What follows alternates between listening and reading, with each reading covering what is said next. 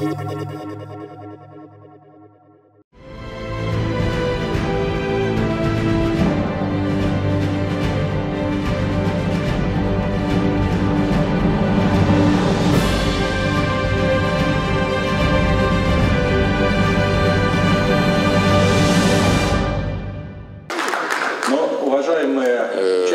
participants of the forum, you see that we have tried to assemble speakers with a variety of points of view. Ruslan Gribin emphasized that basically there are social democrats who have assembled here, but I would like to emphasize that we have both left-wingers and those who declare themselves as national patriotic.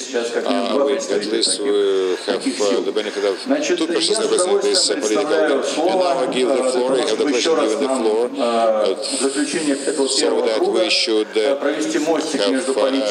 make a bridge between the politics and the economy to know the economy. I do not director of the Institute of the Globalization, Mikhail Delyagin. Thank you, colleagues, for the chance to speak. I will follow the general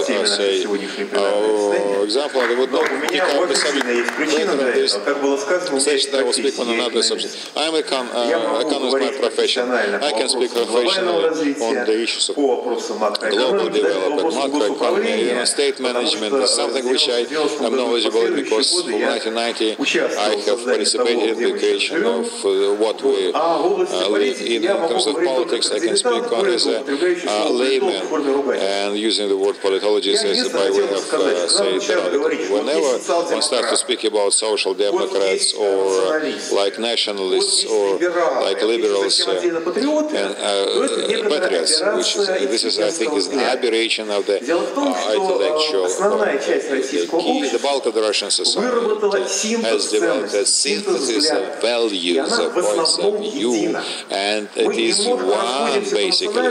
We may have different opinions in terms of the nationalistic issues, we may have different opinions in terms of the Mr. Kerensky, but when it comes to whether Russia, in order to become a great country, to liberate itself from Siberia and Far East, as a heavy burden.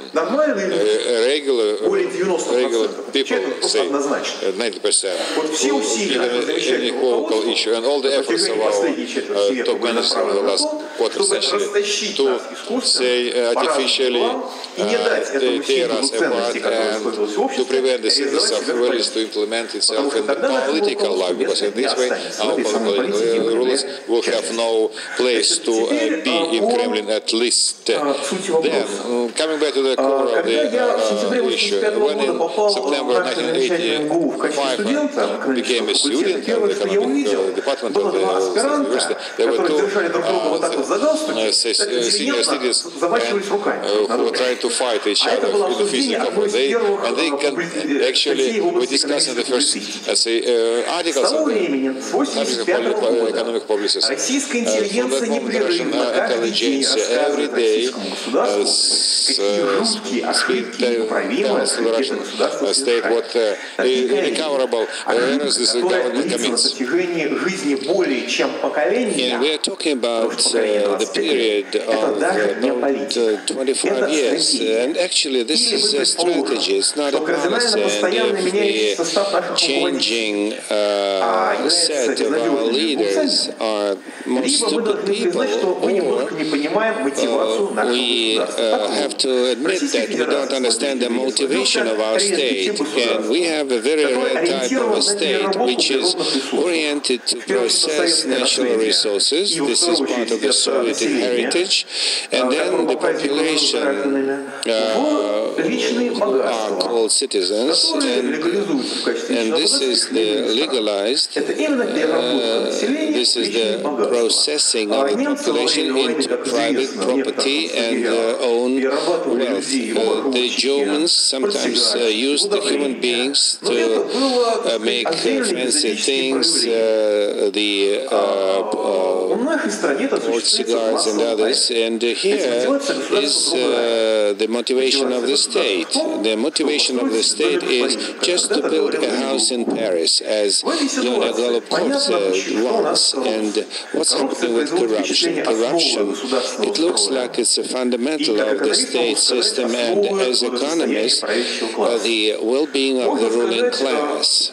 And why do we have so many problems? Because the problem is not the thing which needs to be solved. It's for being rich of the ruling class. Yes, there are different people sometimes, and somebody thinks, the liberals, they think that the state serves the global business. Sometimes people are trying to raise their self-assessment. Those are representatives of the power structures. And the socio-economic policy of Russian policy is fascism. In a modern explanation, like liberal fascism, and nobody wants to destroy it. And nothing personal, it's only business. And if it was written on the gates of Buchenwald, this slogan would live, and our businessmen would buy their stock. Of course, this system is will not last long. Now we are observing falling numbers in the industrial sphere, although the economic situation is, and in 2013 it's going to be more or less stable, but the system which does not allow to develop, because any ruble is spent for development, you cannot steal it, and in this case the system is not viable. And when they say that Russia has to pay for financial stability of United States, it's not just a misspoken word. It's you see, the global crisis continues. The global monopolies are decaying, and so we are expecting a global depression, for it won't be able to get out through war. And soon oil wouldn't cost much, and it will definitely lead to devaluation of securities, and actually those assets will be equal to zero. And the ruling class today, the ruling class will take their private planes and will fly to their palaces abroad. Some are trying to leave for Cyprus to save their money. And after the war in Libya, the international law is not in existence anymore. And in our country, unfortunately, there will be a systemic crisis, and under conditions of the new Russian uprising, you'll have to find ways to survive. And I've been present in different situations when the patients of the psychiatry clinic were electing their chief doctors. So the boss will be chosen in a random case, and the ruling class will be number 3 and number 4 levels of the bureaucracy for those who will not be able to flee to the West. And that is going to be a new ruling class which is going to re-establish stability in Russia under conditions of the global crisis, when the world will be disintegrated, and there will be even a talk that we will have to give Siberia to America, because otherwise it will be taken by China. So that is the future, and today we will have to get ready for such a situation.